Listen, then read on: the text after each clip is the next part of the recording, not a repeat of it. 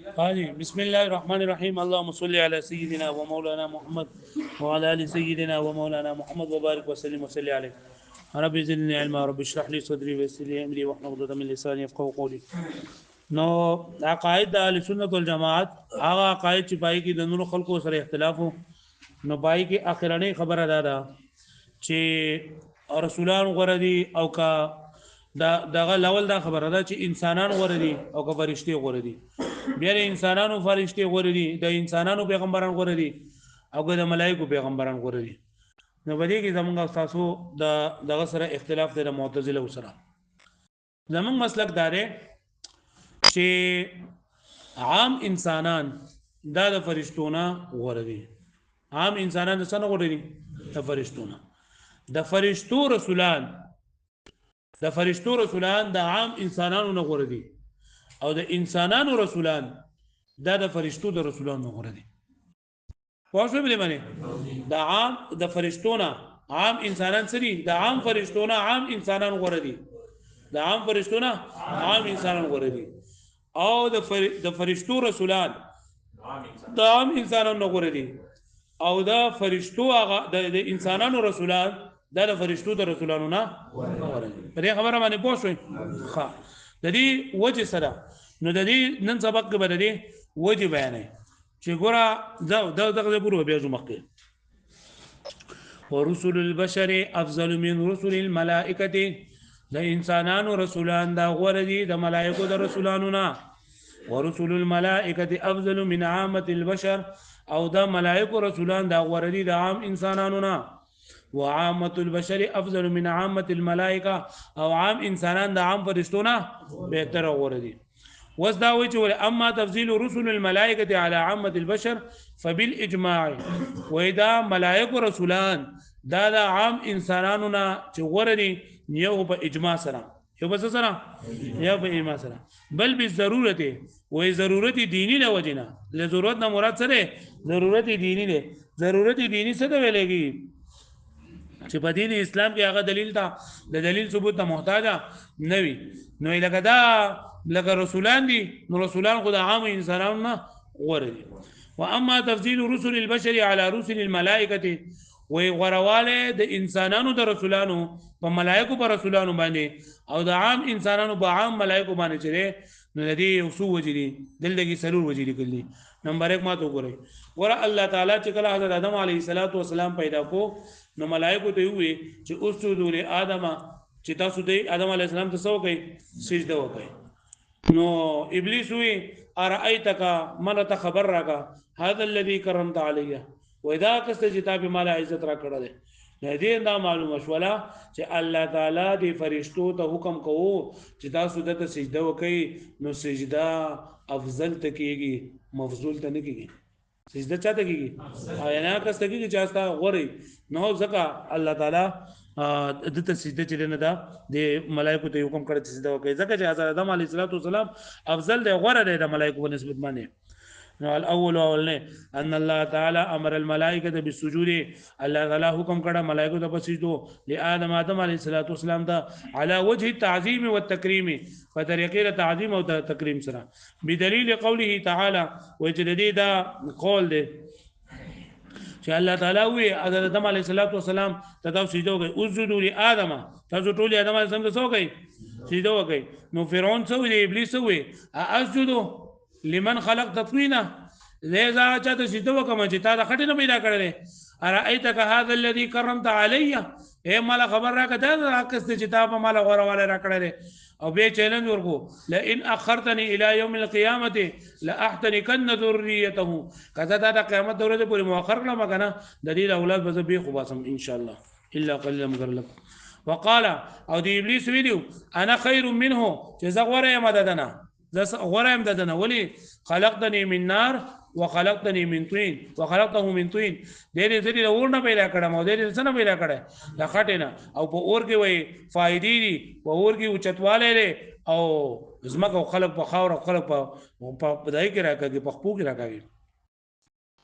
ومقتضى الحكمه الامر للادنى بالسجود للاعلى دون نفسه، او تقاضا د حکمت هم دا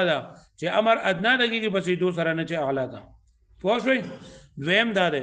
چې الله تعالی حضرت آدم علیه السلام چې کله پیدا کو نو د آدم علیه السلام ته او د نور فرشتو ته دوی د یو څو سوزو نمونه وخولو چې دا داسې د دې دا کار دی دا داسې د دې دا کار دی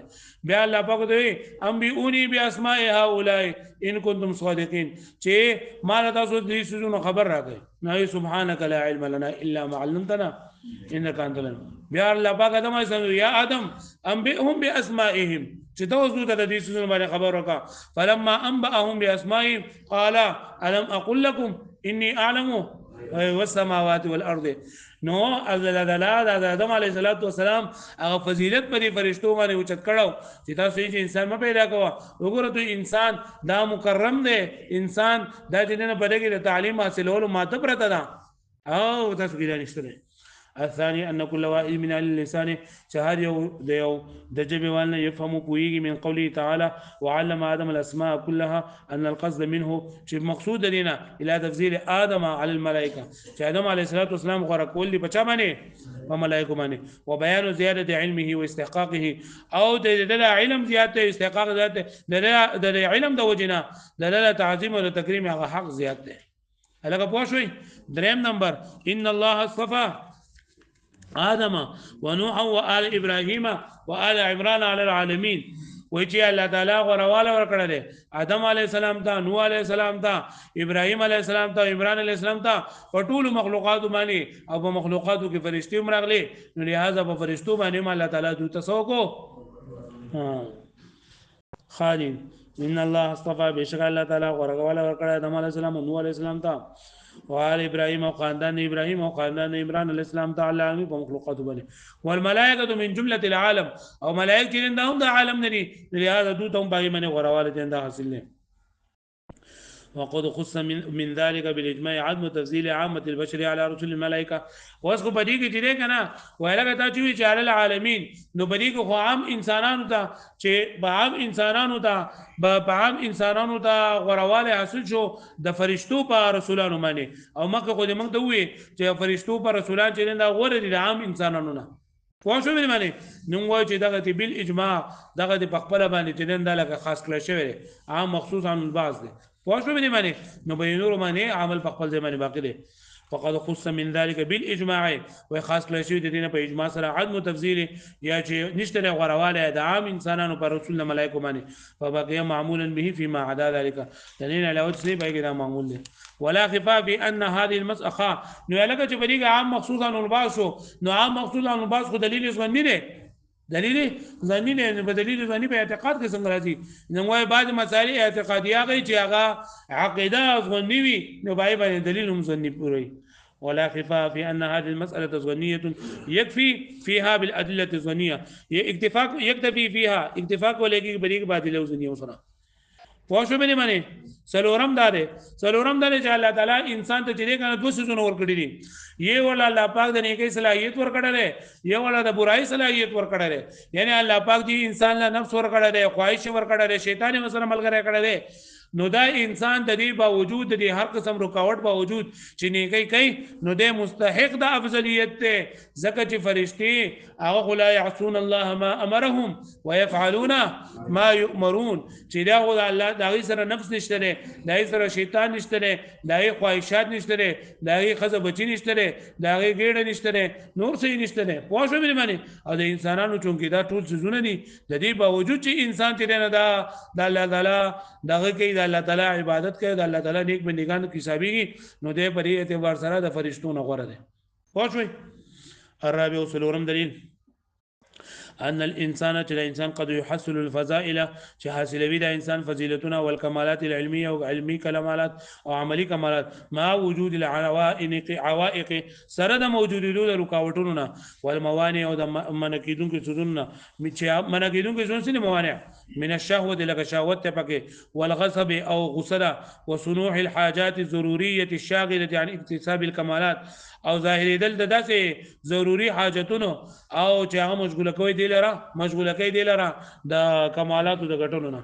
ولا شک او شک نشته په دې خبره کې ان العباده وکسب الکمال چې عبادت او کمال حاصلول سره دې مشغولتیانه سره دې ثواب او موانعونه اشق ډیر زیات ګران دي وادخل فی الاخلاص او ډیر زیات داخل په اخلاص کې فیکون افضل نو دې بسوي ورغه لکه پوه شو به باندې نو زمونږه مسله څه شوله چې عام انسانان د عام فرشتو نه غوره دي د فرشتو هغه رسولان د عام انسانانو نه غوره دي او د انسانانو رسولان د چا نه غوره دي او په دې باندې څو دلیلونه شول څلور دلیلونه شول اوس معتزله او فلسفه او بعض اشاعره وایي چې ملائکه نه غوره دي د هغوی دلیلونه او د هغوی جوابونه به ان شاء الله سبا وکړو ټیک شوله ورواړه